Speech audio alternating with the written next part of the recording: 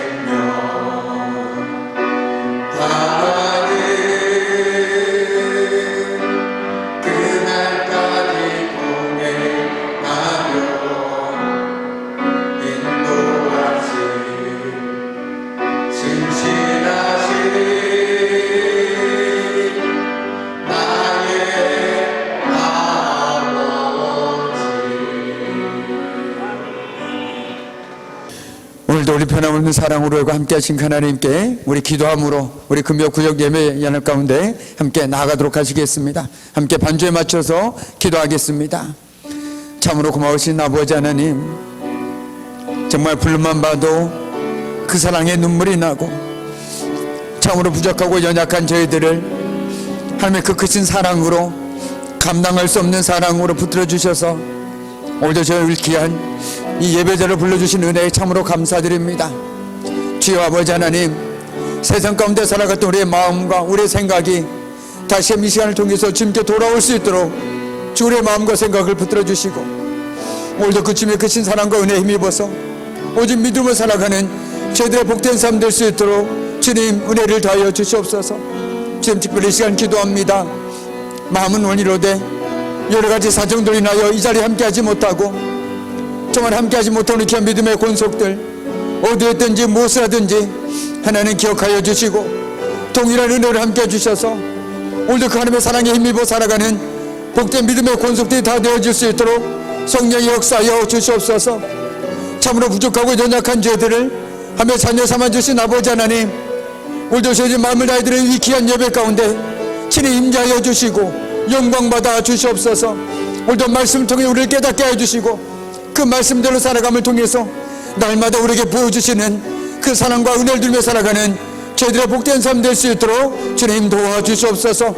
이 시간 그 무엇도 그 어떤 것도 우리의 마음과 생각 가운데 틈타지 못하도록 지켜주시고 오직 성령 하나님께서 이 시간 우리의 마음 가운데 친히 임하여 주시옵소서. 모든 것 주님께 부탁합니다. 성령이 함께하여 주시옵소서. 감사드리며 예수 그리스도의 이름으로 간절히 기도드립니다. 아멘. 할렐루야. 반갑습니다. 오늘 제 옆에 있는 이 꽃이 어떠신가요? 강단에 장식하고 있는 이 노란 꽃들 보니 어떠신가요? 이쁜가요? 안 이쁜가요? 이쁘시죠? 우리 옆 분에게 이렇게 얘기했으면 좋겠습니다. 당신도 참 이쁩니다 라고 말이죠. 저만 이뻐 보이는 건가요? 네. 오늘도 귀한 예배자리에 나온 우리 귀한 성도들, 아니 예배자리가 아니더라도 우리 장동가족 어디서 만나든 언제나 예쁘고 언제나 사랑스러움을 고백하지 않을 수가 없습니다.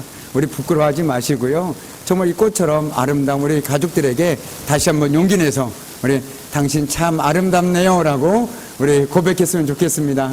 네.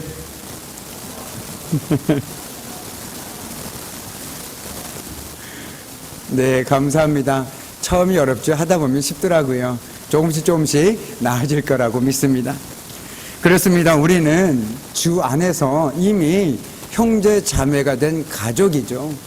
비록 우리가 혈연 관계는 아니지만 예수 그리스도의 그 십자가의 사랑과 은혜로 말미암아 우리는 이미 가족입니다. 그렇기 때문에 함께 기뻐하고 함께 슬퍼하는 것이 또한 당연한 것인 줄 믿습니다. 우리가 주 안에서 가족된 우리가 어떻게 살아야 하는지 오늘 우리가 읽은 말씀은 우리에게 너무나도 중요한 깨달음을 주고 있는 말씀입니다. 오늘 말씀을 함께 나누면서 우리가 주 안에서 함께 가족된 자로서 우리가 서로 어떻게 살아야 하는지 한번 되돌아볼 수 있는 귀한 시간이 되기를 간절히 소망해 봅니다. 오늘 13절 말씀을 우리 다시 한번 한 목소리로 함께 읽도록 하겠습니다. 13절 말씀입니다. 너희 중에 고난당하는 자가 있느냐? 그는 기도할 것이요. 즐거워하는 자가 있느냐? 그는 찬송할지니라. 아멘. 우리 먼저 이 귀한 말씀을 통해서 우리 역시 고난과 슬픔을 당할 때도 있고 형통한 가운데 기쁨을 누릴 때도 있다라는 것을 깨닫게 되어집니다. 내가 하나님을 믿는다고 해서 늘 내 삶 가운데 좋은 일만 있다면 얼마나 참 좋겠습니까? 그러나 우리가 아무리 예수님을 신실하게 잘 믿어도 우리 삶 가운데 어느 날 갑자기 우리가 원하지 않는 어려운 일들이 우리 삶 가운데 닥쳐올 수도 있다라는 것이죠. 우리 인생에도 낮과 밤이 있으며 사막의 길을 걸을 때가 있고 오아시스를 만날 때도 있습니다. 이러한 현실에서 이 말씀을 주목해야 하는 이유는 고난과 기쁨이라는 각기 다른 상황 속에서 우리가 어떻게 해야 하는지 그 해답을 제시해 주고 있기 때문입니다. 그것은 바로 고난과 역경이 오면 기도하고 즐거울 때는 찬송하라는 것입니다. 이 말씀은 신앙의 기본처럼 보입니다. 신앙의 기본이라는 것이죠. 내가 힘들면 기도하고 기쁠 땐 하나님께 감사하고, 이것이 바로 신앙의 기본이라는 것입니다. 언제나 우리가 기본만 잘 지켜도 정말 좋을 텐데 우리가 어려울 때 기도하지 않는다라면, 기쁠 때 하나님께 찬송하지 않는다라면 우리의 신앙의 터전은 무너질 수밖에 없다라는 것이죠. 우리는 고난 중에는 환난 날에 나를 부르라 말씀하시는 하나님께 나아가서 기도해야 합니다. 그리고 기쁘고 형통할 때는 그 모든 은혜를 베풀어 주신 하나님께 감사와 찬양과 영광을 돌려야 하는 것이겠죠. 이것이 바로 신앙의 기본, 우리가 꼭 해야 할 최소한의 신앙인이라면 이 정도는 해야 될 기본이라는 것입니다. 이처럼 신앙의 기본에 충실함으로써 기도와 찬송을 통해서 내가 어려울 땐 기도하고 즐거울 땐 찬송함으로써 오히려 그 상황 가운데서 하나님의 도우심과 은혜를 누리며 살아가는 저와 여러분의 복된 삶 되기를 주님의 이름으로 간절히 축복합니다. 아멘. 우리 14절 말씀입니다. 너희 중에 병든 자가 있느냐? 그는 교회의 장로들을 청할 것이요 그들은 주의 이름으로 기름을 바르며 그를 위하여 기도할지니라. 아멘. 너희 중에 병든 자가 있느냐? 교회 장로들을 청하라 라는 말씀은 곧 교회의 공동체를 대표하고 믿음과 은혜에 있어서 신실한 이들을 청하라 라는 말씀입니다. 이는 신실한 믿음의 형제들을 기도의 자리로 초청하라는 말씀입니다. 따라서 이 말씀은 어느 성도가 질병 같은 고난이나 불행을 당하면 주변의 모든 믿음의 식구들은 그를 위해서 한자리에 모여 함께 기도하며 짐을 나누어지라는 것이죠. 그런데 대개는 이와 반대로 행동하는 경우가 너무나도 많이 있습니다. 사람들은 기쁘고 경사스러운 일이 있으면 이를 널리 알리고 많은 이들을 초청합니다. 나에게 이런 좋은 일이 있습니다. 함께 기뻐해 주세요라고 얘기를 합니다. 하지만 고난과 불행한 일을 당하면 어떻습니까? 이를 숨기고 쉬쉬하려 합니다. 얘기하지 말라고. 그런데 이것은 주 안에서 봤을 때 너무나도 안타까운 일입니다. 개인적으로 목회를 하면서 가장 안타깝고 섭섭할 때가 있습니다. 그때는 바로 저에게 기도할 기회를 주지 않을 때입니다. 그래서 제가 신방할 때도 어르신들에게, 특별히 병원을 자주 오고 가신 분들에게 꼭 드린 말씀이 있습니다. 괜찮으니까 저에게 기도할 기회라도 좀 달라고. 미안해하지 마시고 언제든 괜찮으니까 기도할 기회를 달라고 말씀을 드리건만 우리 어르신들께서 저를 너무 배려하셔서 그 기회를 주지 않고 있으십니다. 삶의 어려움 가운데 있거나 질병 가운데 있거나 또는 간절한 기도 제목이 있을 때 함께 기도하지 못하는 것만큼 저에게는 개인적으로 안타깝고 섭섭할 때가 없습니다. 저는 하나님께서 장동교회로 저를 보내신 분명한 이유가 있을 거라고 생각합니다. 그것은 다른 것이 아닙니다. 바로 말씀과 기도로 함께 세워져 나가며 하나님의 은혜를 함께 누리며 살아가라고 저를 보내셨다라고 저는 생각합니다. 그러니 그런 저에게 함께 기도할 기회를 주지 않는다면 얼마나 제가 섭섭하겠습니까? 섭섭하겠죠. 섭섭해야 되는 게 당연하겠죠. 섭섭한 게 당연한 것입니다. 물론 이해는 합니다.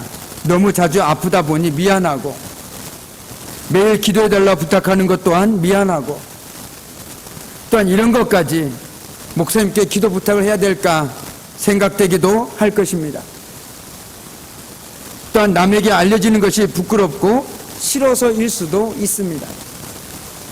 그러나 기도는 선택이 아닙니다. 해도 되고 안 해도 되고 그런 문제가 아니라는 겁니다. 내가 적어도 하나님을 믿는 사람이라면 기도는 선택이 아니라 내가 반드시 해야만 한다라는 것이죠. 여기 물에 빠진 사람이 있다고 치면 물에 빠진 사람에게 헤엄을 잘 치고 못 치고가 문제이겠습니까? 우선 헤어나오는 게 중요하지 않겠습니까? 그렇지 않으면 그 사람은 빠져 죽을 수밖에 없습니다. 그렇습니다. 내 삶이 절박한데 내가 지금 너무너무 힘겨운 삶을 살아가고 있는데 어찌 이런저런 생각만 하고 있을 수가 있겠습니까? 절대 그럴 수 없죠. 우리 믿음의 사람들에게는 기도가 신앙의 호흡이요 삶의 호흡인 것입니다. 내가 기도하지 않으면서 나는 신앙이 있노라 얘기한다면 누가 그 사람 말을 믿어주겠습니까? 살아있는 자 같으나 죽은 자와 똑같다라고 말씀드릴 수 있습니다. 기도를 멈추는 순간 겉보기에는 멀쩡해 보이는데 그 사람의 신앙은 서서히 메말라갈 수밖에 없다라는 것이죠. 믿음으로 살기보다 세상대로 살기에 분주해질 수밖에 없습니다. 그런데도 정말 기도를 멈추시겠습니까? 또한 누군가는 기도는 혼자 하는 것으로 충분하다고 생각할 수도 있습니다. 그러나 그것은 함께 기도한다는 것이 얼마나 큰 은혜요 능력임을 알지 못하기 때문입니다. 참 저는 기쁠 때가 있습니다. 그렇습니다. 많은 것들이 있겠죠. 그 중에 하나는 저에게 누군가가 기도를 부탁할 때입니다. 저에게 기도를 부탁할 때 작은 힘이나마 되어줄 수 있음에 너무나도 기쁘고 저는 감사합니다. 그래도 나에게 기도를 부탁해 주니 내가 함께 기도할 수 있음에 참 감사하다라는 그 마음이 저에게 떠나지 않는다는 것이죠. 물론 저에게는 능력이 없습니다. 제가 기도한다고 해서 어느 날 갑자기 안 되던 것이 되고 모든 것이 다 된다라고 말씀드릴 수는 없습니다. 제가 기도하면 다 된다라고 말씀드릴 수 있으면 얼마나 좋겠습니까만 저는 그렇지 않습니다. 그러나 적어도 함께 기도함으로 그 힘든 시간을 함께 이겨나가는 기도의 동역자는 되어줄 수 있다는 것이죠. 함께 아파하고 함께 힘들어하고 기도함으로 하나님의 도우심을 구하면서 하나님께 저 가정을 돌봐주시기를, 저 가정 가운데 하나님의 은혜가 넘쳐나기를, 그 마음으로 기도할 수 있는 그 마음은 저에게 넘칠 수 있다는 것이죠.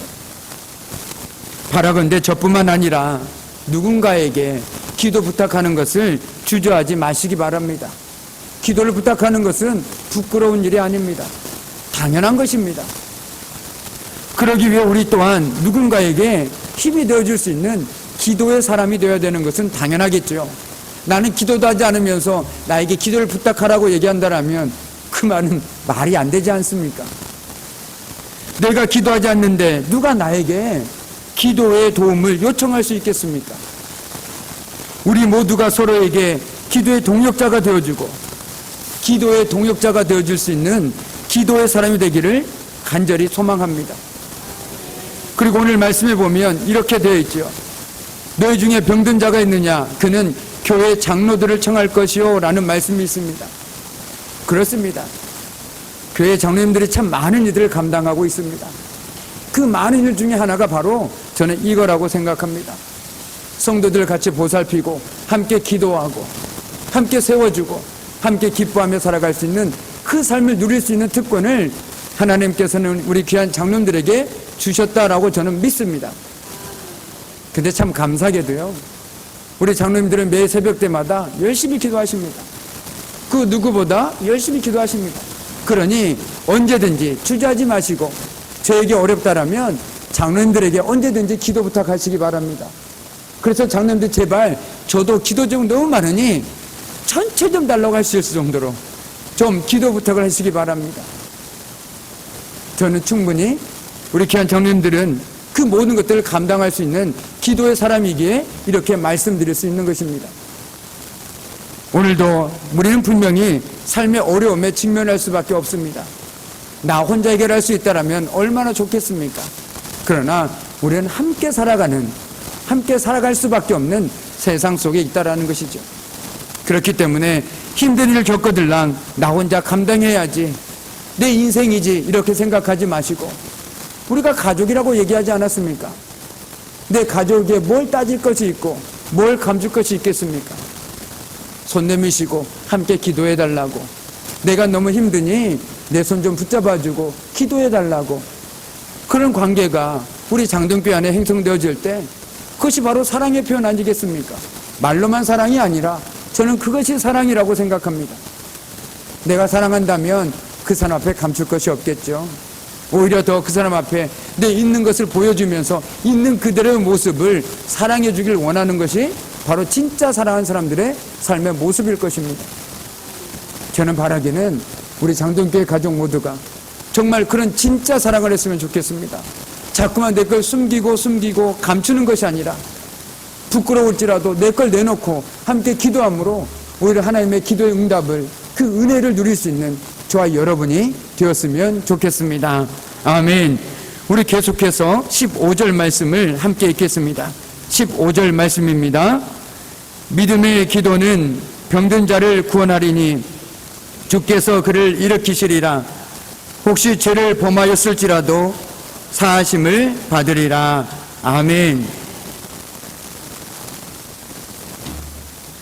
이 말씀에서는 주님께서는 믿음의 기도를 들으시고 병든 자를 고쳐주신다라고 분명하게 말씀하고 있습니다.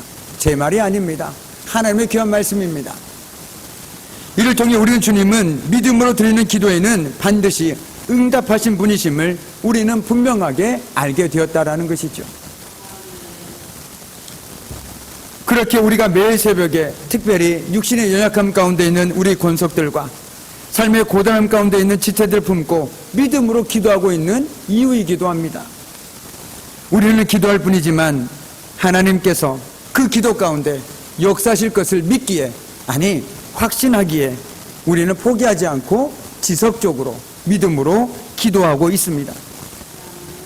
오늘도 우리는 삶의 모든 문제를 가지고 날마다 주님 앞에 나아갑니다. 왜냐하면 우리는 능력이 없지만 우리의 기도를 들으시는 하나님은 창조주 하나님이신 전능자 하나님이시요 약속하신 것을 반드시 지키시는 신실하신 하나님임을 우리는 너무나도 잘 알고 있기 때문입니다. 그런데 과연 궁금증이 생깁니다. 믿음으로 드리는 기도라는 것은 어떤 기도일까요? 왜냐하면 저희들 늘 믿음으로 기도하지 않습니까? 그런데 여기서 믿음으로 기도한다라는 것은 며칠 전 새벽에 살펴봤던 것처럼 두 마음을 품지 않고 한결같은 마음으로 드리는 기도입니다. 두 마음을 품는다는 것은 내 마음이 나뉘어졌다라고 생각하시면 됩니다. 하나님을 믿기도 하고 세상을 믿기도 하고, 그러니까 상황에 따라 바뀔 수밖에 없다라는 것이죠. 그래서 이런 사람들은 의심하는 기도를 드리는 사람입니다. 그래서 야고보서에서 야고보는 우리에게 이렇게 권면하고 있죠. 의심하여 기도드리는 자는 마치 바람에 요동치는 바닷물결 같으니 무엇이든지 주께 얻을 생각을 하지 말라라고 말씀하고 있다는 것입니다.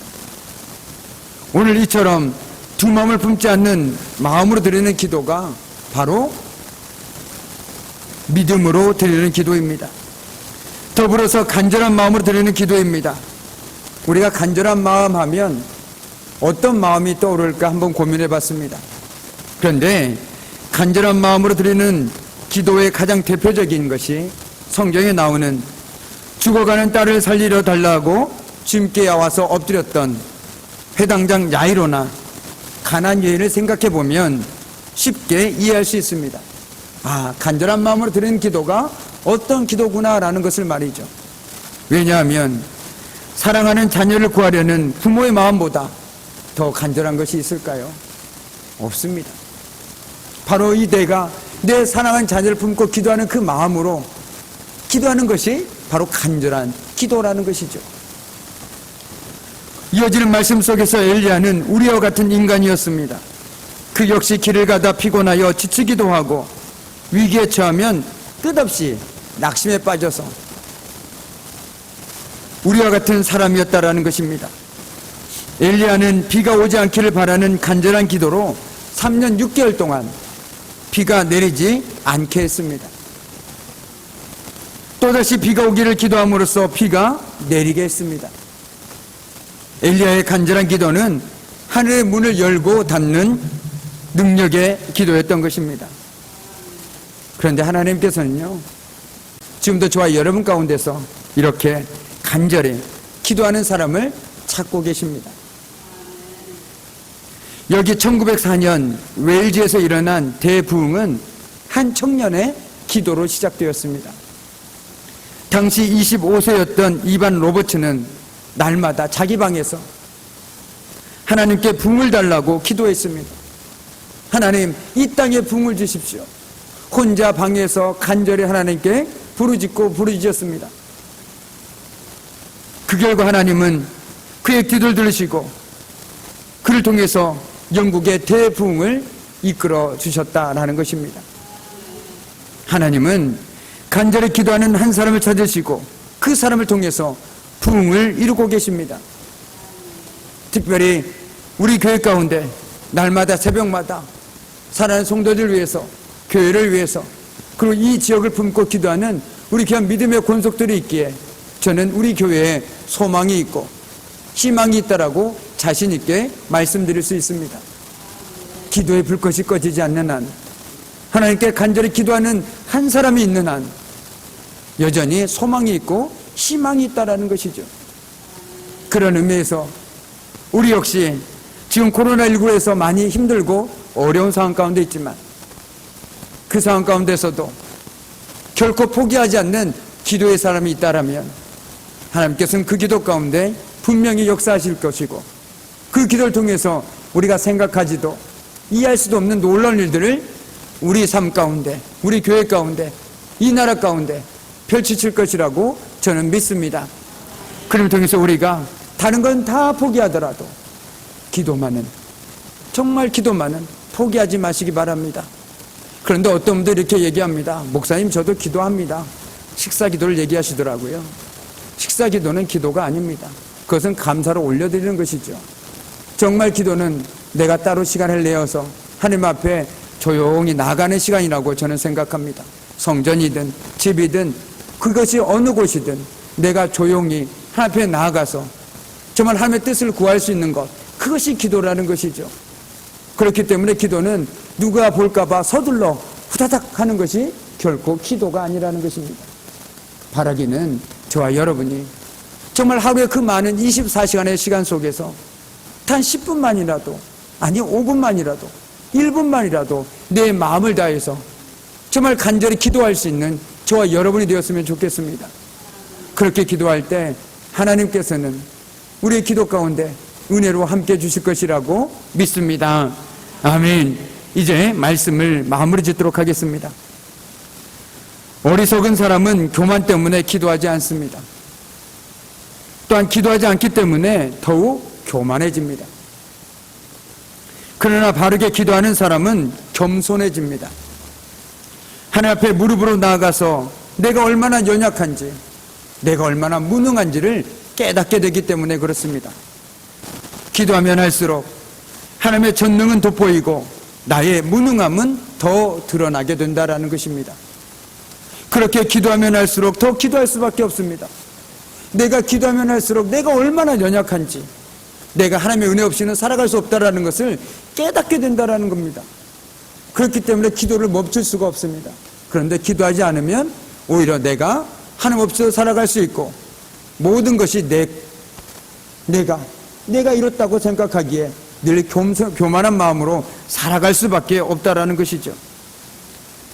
기도하지 않는 사람은 안악자손들 앞에서 메뚜기에 불과합니다. 그러나 기도하는 사람은 오히려 안악자손이 바보로 보인다라는 것입니다. 기도하지 않으면 더 큰 염려를 하게 되지만 기도를 하게 되면 하나님의 평강을 누리고 하나님의 기적을 경험하는 놀라운 역사가 있음을 우리는 기억해야 합니다. 물론 내가 기도한다고 해서 바로 내 상황이 바뀌거나 그러는 경우도 있겠지만 대부분 그렇지 않습니다. 그러나 그 상황을 바라보는 나의 마음과 태도가 바뀌게 되는 것들을 우리는 경험하게 됩니다. 왜냐하면 내가 기도하는 순간 내 마음은 사라지고 하나님의 마음이 내 마음 가운데 가득 차버리기 때문에 그렇습니다. 나는 할 수 없지만 하나님이 함께 하시기에, 하나님께서 하시기에 이것이 뭐가 됐을까? 그 마음이 나를 지배하기에 믿음으로 더욱더 담대히 살아갈 수 있게 된다는 것이죠. 오늘도 저와 여러분이 정말 겸손한 믿음으로 내가 하나님 앞에 기도하지 않고는 살아갈 수 없다는 그 겸손한 믿음으로 정말 사람 찾기에 분주한 발걸음이 아니라 누가 날 도와줄까? 저 사람이 날 도와줄까? 이 사람이 날 도와줄까? 사람 찾아 분주한 발걸음이 아니라 오히려 하늘 앞에서 머무는 기도의 자리로 나아가는 저와 여러분의 복된 삶 되기를 주님의 이름으로 간절히 축복합니다. 아멘. 함께 기도하시겠습니다. 참으로 고마우신 아버지 하나님, 오늘 함께 들으신 귀한 말씀을 통해서 우리가 이 땅 가운데 살아갈 때 우리가 어떻게 살아가야 하는지 다시 한번 깨닫게 해주심에 감사를 드립니다. 고난 가운데 있으면 기도하고 기쁜 일 있을 때 찬송하는 것이 신앙의 기본임에도 우리는 그 기본대로 살아가지 못할 때가 너무나도 많이 있었습니다. 주님, 이 시간 이 귀한 말씀을 붙들고 우리가 고난 가운데 있을 때 함께 기도하며 기쁜 일 있을 때 함께 찬송으로 감사함으로 하나님께 영광 돌릴 수 있는 저희들의 복된 믿음의 삶이 되어줄 수 있도록 하나님께서 도와주시고, 저희들의 삶 속에서 날마다 사람을 의지하고 세상 속으로 달려가는 발걸음이 아니라 주님 앞에 나아가 잠잠히 머무르는 기도의 자리로 나아가는 저희들의 복된 발걸음 되어줄 수 있도록 하나님 도와주시옵소서. 감사드리며 예수 그리스도 이름으로 간절히 기도드립니다. 아멘. 우리 다 함께 찬송가 364장 함께 찬송하심으로 하나님께 영광 돌리도록 하겠습니다.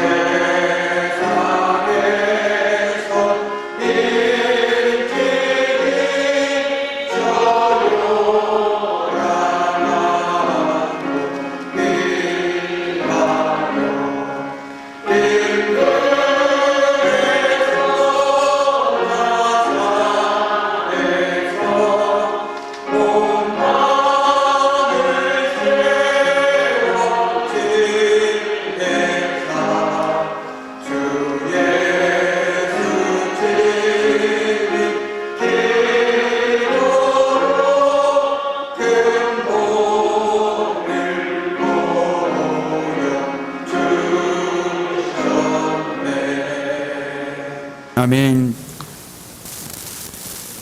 네, 교회 소식 몇 가지만 전해드리도록 하겠습니다. 이미 다 아시겠지만 장평 중학교에 우리 확진자가 나와서 지금 조금은 우리도 가까이에 또 코로나19가 가까이 와 있는 것 같습니다. 그러나 두려워할 것은 아니고요. 우리가 마스크 잘 착용하시고 최대한 많은 사람들이 모이는 곳은 조금 자제해 주시고 왜냐하면 우리는 함께 모이기 때문에 함께 모여서 예배드리기 때문에 한 분이 하게 되면 또 많은 영향을 미치기 때문에 조금은 좀 활동을 자제해 주시고 마스크 착용과 우리 손발 깨끗이 씻어 주심으로 코로나19로부터 늘 안전한 우리 귀한 성되기를 간절히 소망합니다. 이번 주 난 예배 후에 남손교회 원례가 있습니다. 그리고 더불어서 우리 장동가족 인생 찬양 나눔을 계속 진행하고 있습니다. 언제든지 주저하지 마시고 우리 귀한 찬양 함께 나눠주심으로 하나님의 은혜를 함께 나눌 수 있는 저와 여러분이 되기를 간절히 소망해 봅니다. 나머지 교회 소식은 주보를 참조해 주시기 바라며,